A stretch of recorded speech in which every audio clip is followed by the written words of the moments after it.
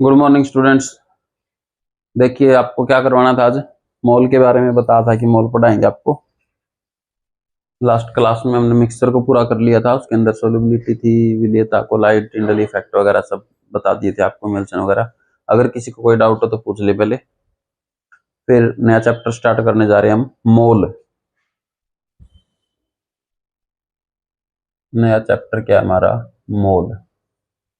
ठीक है, करें स्टार्ट, चलें। देखिए मोल कोई वैज्ञानिक का नाम था, ठीक है। इसके बारे में इतनी जानकारी है कि मोल जो था वो वैज्ञानिक था। मोल जो था आपका वो वैज्ञानिक था। इसने मोल को निकालने के लिए 3 तरीके दिए थे। मोल को 3 तरीकों से निकाल सकते हैं, जिनमें से पहला था आयतन विधि, दूसरा आपका रहेगा अणुभार विधि, पहला आयतन विधि, अणुभार विधि, और तीसरा आपका जो रहेगा वो कण विधि। कण विधि। तो सबसे पहले जो हम पढ़ने जा रहे हैं वो अणुभार विधि पढ़ने जा रहे हैं कि मोल को अणुभार से कैसे निकालें। देखिए अणुभार को इसलिए पढ़ने जा रहे हैं क्योंकि जब ये निकल जाएगी तो इसके बेस पे है आयतन विधि, और फिर जब ये दोनों निकल जाएंगी तो इन दोनों के बेस पे है कण विधि। तो इसलिए हम मोल को पहले अणुभार से निकालेंगे। और अणुभार आपको बताया था कि अणुभार क्या होता है, मोलिक्यूलर वेट होता है आपका। ठीक है, ये आपको निकालना सिखा दिया था पहले ही। जो स्टार्टिंग की हमारी शुरुआती क्लास थी वो आपको उसमें अणुभार आपको निकालना सिखा दिया था। ठीक है, तो जो मोल है हम कैसे निकालते हैं मोल, इसमें देखो एग्जाम्पल से समझेंगे हम ज्यादातर चीजें। मोल मोल का फार्मूला क्या होता है? भार बटे अणुभार। इसी फार्मूला को लेकर हम चलेंगे और इसी से हम मोल निकालते जाएंगे। ठीक है, क्या होता है इसका फार्मूला? भार बटे अणुभार। अणुभार को बोलते हैं मोलिकुलर वेट। यहाँ पे कोई पदार्थ दिया रहेगा जैसे NaCl, HCl, KCl या H2SO4 या कुछ भी दिया हो सकता है, कोई भी यौगिक दिया हो सकता है। और भार उसका दिया रहेगा। जो भार है देखिए आपका वो क्वेश्चन में आपको दिया रहेगा कि भार कितना है आपका, कितने ग्राम है, कितने केजी है, कितने ओंस, कितने पौंड। तो आपका जो भार है ना वो क्वेश्चन में ही दिया रहेगा। जबकि अणुभार आपको यहाँ पे एक यौगिक का नाम दिया रहेगा कि जो चीज गुड़ी हुई है या मिली हुई है, ठीक है, या उसके अंदर ही निकालने। तो अणुभार आपको खुद को निकालना पड़ेगा। उसके लिए आपको 30 तक मैंने याद करवाए थे। आपको बोला गया था कि 30 तक का जो मोलिकुलर वेट होता है, जो भार होता है पदार्थों का, हाइड्रोजन से लेके 30 तक, कॉपर और क्रोमियम वगैरह तक, तो वहां तक आपको याद करने हैं। ठीक है, तो जो भी आपके ज्यादातर जो मोल पूछे जाते हैं क्वेश्चन में निकालने के लिए, मोल आपको दिया जाएगा। तो वो 30 तक का जो एटॉमिक बार होता है लगभग वहीं तक पूछ लेते, क्योंकि देखिए बहुत ज्यादा अगर आप करोगे, बहुत ज्यादा अगर आपको दिया जाएगा ना, आगे मान लो किसी का 86 है अगर एटॉमिक नंबर, और वो आपको निकालने को दे दिया जाए तो इतना तो पेपर के अंदर टाइम ही नहीं होता।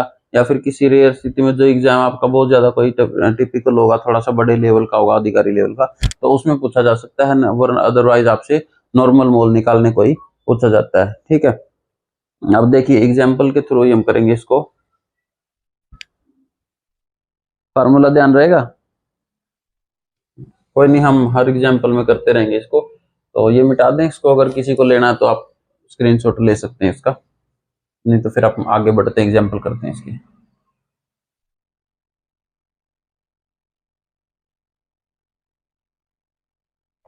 देखिए क्वेश्चन में क्या कह रहा है, 116 ग्राम नमक, 116 ग्राम नमक का मोल क्या होगा? क्या कह रहा है, 116 ग्राम नमक का मोल क्या होगा? ठीक है, अब देखिए क्या पूछा आपसे, मोल पूछा निकालने के लिए। अब आपको पता है कि मोल कैसे निकालना है। मोल का फार्मूला हमने क्या बताया था अभी अभी, मोल इज इक्वल टू भार बटे अणुभार। देखिए कोई दिक्कत है जिसमें? भार आपको दिया मिलेगा, हमने बताया था कितना भार दिया हुआ है, 116 ग्राम। अब आप इसमें ये सोच रहे हो कि यौगिक क्या है इसमें, तो यौगिक नमक है भाई, साफ साफ दिख रहा है, इन्होंने लिखा है कि नमक का मोल बताना है। तो नमक का क्या होता है फार्मूला, Na NaCl, ठीक है, NaCl। अब देखिए, अब इसका अणुभार जो आपको थोड़ी सी प्रॉब्लम आएगी मोल निकालने में, अगर आपको वेट याद है तो आपका हो जाएगा, अगर आपको मोल ध्यान नहीं है तो आपको दिक्कत आने वाली है।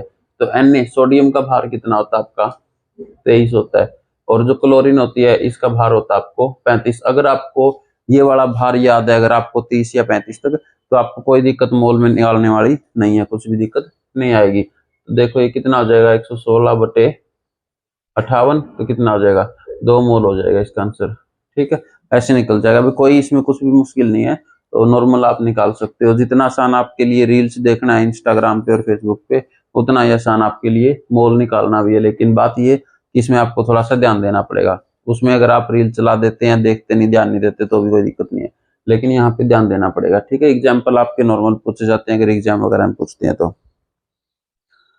अब देखिए दूसरा देखते हैं हम, ग्लूकोज का मोल क्या हुआ, 180 ग्राम, 180 ग्राम ग्लूकोज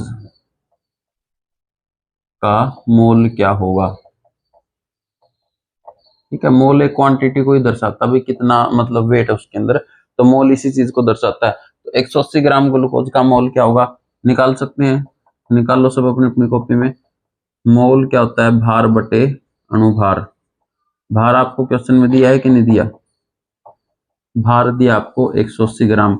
और अब आपको ये देखना है कि ग्लूकोज का पहली बात तो फार्मूला क्या होता है, आपको इसका यौगिक है ग्लूकोज, तो इसका फार्मूला जरूर ध्यान रखना पड़ेगा आपको, C6H12O6। अब इसका भार निकालना पड़ेगा आपको। भार कैसे निकालोगे आप इसका, किस तरह से ध्यान रख सकते हैं, देखो कार्बन जो है 6 नंबर पे है, हाइड्रोजन का परमाणु क्रमांक 1, ऑक्सीजन का परमाणु क्रमांक 16। तो अगर आप इनको भार याद हैं तो आपको निकालने में कोई भी दिक्कत आने वाली नहीं है। चलिए देख लेते हैं, 180। देखो कार्बन, अब यहाँ पे अगर आपको ये लगे कि ये तो 6 है ये 12 है, तो कोई दिक्कत नहीं है, कुछ भी दिक्कत नहीं है। कार्बन का वेट देखो कितना होता है, 12 होता है। एक कार्बन का जो मास है वो कितना होता है, 12 है, कितने, 6, तो गुणा कर दो 12 से। एक कार्बन का 12, 6 का 72। ये तो आप मैथ में पढ़ते हो ऐसी चीजें, तो प्लस में लगाएंगे।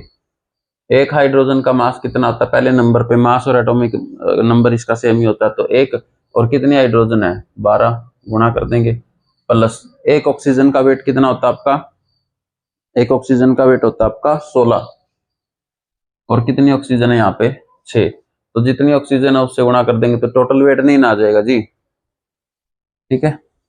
क्या आ जाएगा, 180 डिवाइड बाई 72 प्लस 12 और प्लस 96, तो ये हो जाएगा आपका टोटल। इसको काउंट करेंगे 180 हो जाएगा।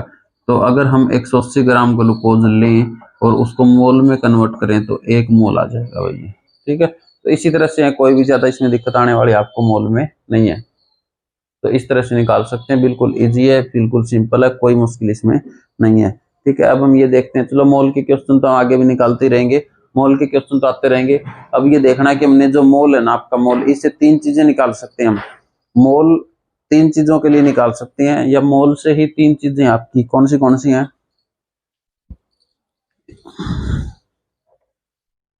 जो मोल है आपका ये 3-4 जगह निकलता है भाई। एक तो है आपकी से मोलरिटी, मोल से है आपकी मोलरता, मोलरता, मोलैरिटी, मोलैरिटी या मोलरिटी, ठीक है। दूसरा हो जाएगा आपका मोललता, ये हो जाएगी आपकी मोलैलिटी। इसको ध्यान कैसे रखेंगे, देखिए मोललता, मोलल, ये भी लल है, ये भी लल है, तो दोनों चीज को आप ऐसे याद रख सकते हैं, मोललता, मोललता, ठीक है, मोललता, मोलैलिटी, और मोलरता, और यहाँ पे भी मोलरिटी, ठीक है। तो इसे याद कर सकते हैं। और जो तीसरा है आपका, वो है आपका नॉर्मलता, नॉर्मलता इसको बोलते हैं नॉर्मेलिटी। फिलहाल हम इसकी बात अभी नहीं कर रहे, फिलहाल हम बात करेंगे मोलरिटी और मोललता की, इन दोनों की बात हम अभी करेंगे। तो इनमें क्या डिफरेंस बनेगा आपका, एक तो डिफरेंस हो जाएगा कि जब भी हम मोलरता निकालेंगे ना, मोलरता जब निकालते हैं तो इसका फार्मूला होता है आपका मोल बटे भार, यानी कि आयतन, आयतन, और ये आयतन जो आपका लीटर में होगा, क्योंकि कोई भी चीज जब आयतन में मापी जाती है तो वो लीटर में होती है। दूसरा आपका मोललता, ये हो जाएगी, और दूसरा आपका मोललता। ठीक है, मोललता जब भी निकालेंगे फर्क कोई नहीं है, मोल बटे द्रव्यमान, मोल बटे द्रव्यमान। तो ये भी, ये आपका होता है केजी में, क्योंकि द्रव्यमान तो वेट होता है ना, तो ये आपका केजी में आएगा। तो एक ही चीज की, एक ही पदार्थ की आपकी मोलरता और मोललता दोनों निकाली जा सकती हैं। दोनों में डिफरेंस क्या रहेगा? अगर तो आपको भार दिया हुआ आयतन में तो उसकी मोलरता निकलेगी, अगर आपको भार दिया हुआ किलोग्राम में तो उसकी मोललता निकलेगी। चलो बताइए क्या निकलेगी? अगर किसी का भार जो है वो 12 लीटर दिया हो तो क्या निकाल सकते हैं उसकी? अगर किसी का जो वेट है पदार्थ का वो 12 लीटर दिया है तो उसकी क्या निकालेंगे हम? मोलरता निकलेगी या मोललता निकलेगी? 12 लीटर, बिल्कुल 12 लीटर जो है आपका वो आयतन है। 12 लीटर को किस में काउंट करते हैं हम? आयतन में, तो उसकी मोलरता निकलेगी भाई। ठीक है, अगर 70 केजी वेट दिया हुआ तो क्या निकलेगी? 70 केजी। अब बताइए क्या निकलेगी, मोलरता के मोललता? ठीक है, केजी जो आपका वो वेट होता है, ठीक है, और वो आयतन नहीं होता, ये वेट होता है, तो इसकी निकलेगी आपकी मोललता। तो इसमें सिर्फ इतना ही फर्क है कि अगर आपकी मोल बटे आयतन दिया हुआ है तो मोलरता निकलेगी, और मोललता है तो द्रव्यमान निकलेगा। इसमें कुछ भी ज्यादा देखने वाला नहीं है। ठीक है, यही चीज आपको ध्यान रखती है। तो इसके एग्जाम्पल देखते हैं, नॉर्मलता की बात हम आगे करेंगे, इसमें थोड़ा सा अलग से आपको बताना पड़ेगा। अच्छा, तो ठीक है, मोल हो जाएगा आपका ये। बस मेन डिफरेंस ये, मोलरता के अंदर द्रव्यमान आ जाएगा, मोलरता के अंदर आपका सॉरी मोलरता के अंदर आपका आयतन आ जाएगा, मोलरता के अंदर द्रव्यमान आ जाएगा। बस ये चीजें आपको ध्यान रखनी है। देखिए इसके एग्जाम्पल कर लेते हैं एक दो, ताकि आपको और ज्यादा क्लियर हो जाए।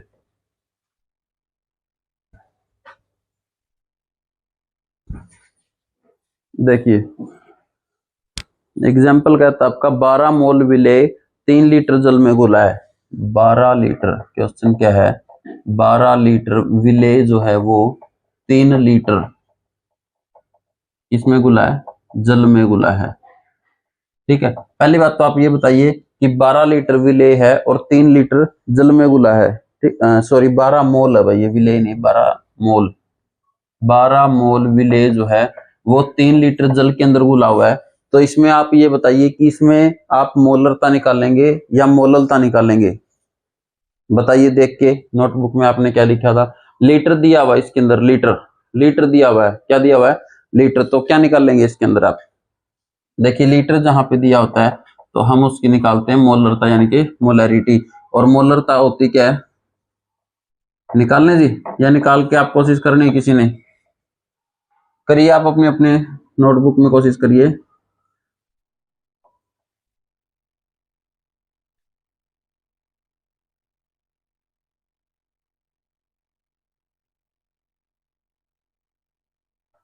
निकल गया? चलिए जिसका भी नहीं निकला देखिए इधर, मोलरता होती है हमारी मोल बटे आयतन। ठीक है, तो मोल इसमें देखो डायरेक्ट दिया हुआ है, जिस क्वेश्चन में डायरेक्ट दिया हुआ है तो हम डायरेक्ट लिखेंगे 12 मोल। आयतन कितना है? 3 लीटर। कितना हो गया? 4। था जिसमें कुछ मुश्किल? कुछ भी मुश्किल था इसमें? और यदि इसी क्वेश्चन में 3 लीटर की जगह 3 केजी दे देगा तो क्या निकलेगा? तो फिर मोललता निकलेगी। अगर केजी में दे देता है तो क्या निकलेगी? मोललता निकलेगी। वो भी क्या आ जाएगी आपकी? 4 ही आ जाएगी।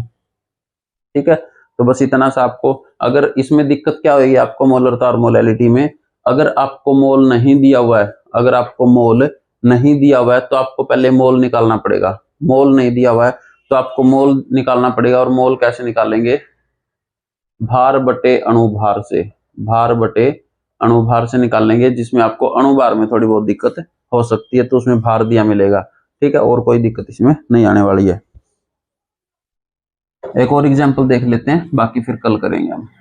एक और एग्जाम्पल देख लेते हैं। 4 लीटर विलियन में 116 ग्राम नमक है। मोलरता या मोललता? देखिए 4 लीटर विलियन, आपका विलियन मतलब सॉल्यूशन है। 4 लीटर विलियन में 116 ग्राम क्या है, नमक है।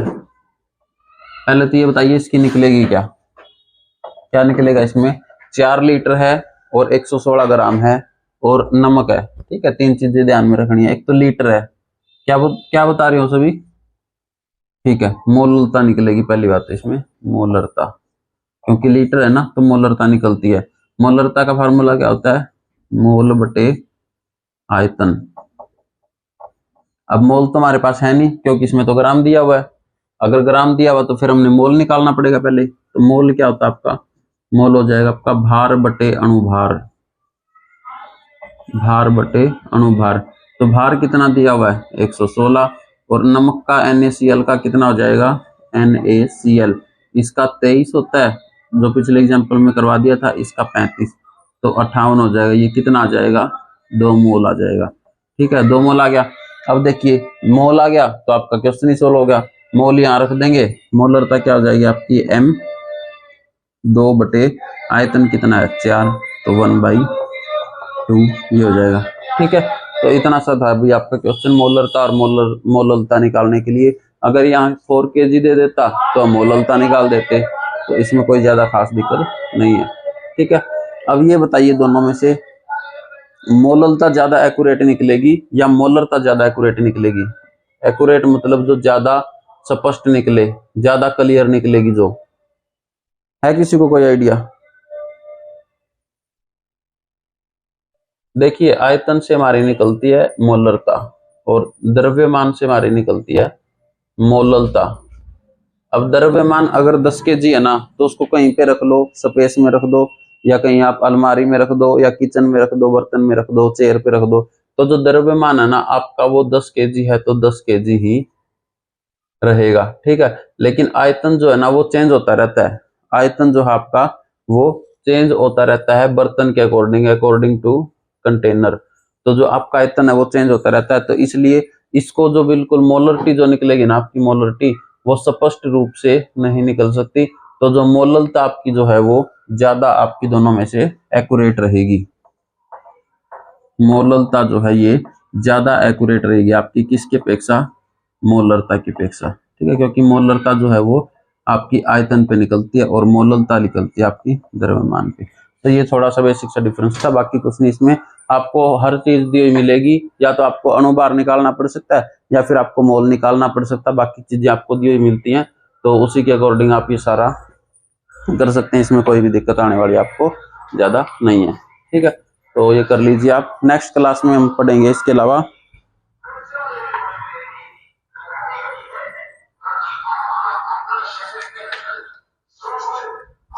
नेक्स्ट में हम अगला पढ़ेंगे जो मोल का ये पहला था भार बटे अणुभार, अणुभार से निकालने की विधि थी। अगले में हम पढ़ेंगे कि इसको आयतन से कैसे निकाल सकते हैं, ठीक है।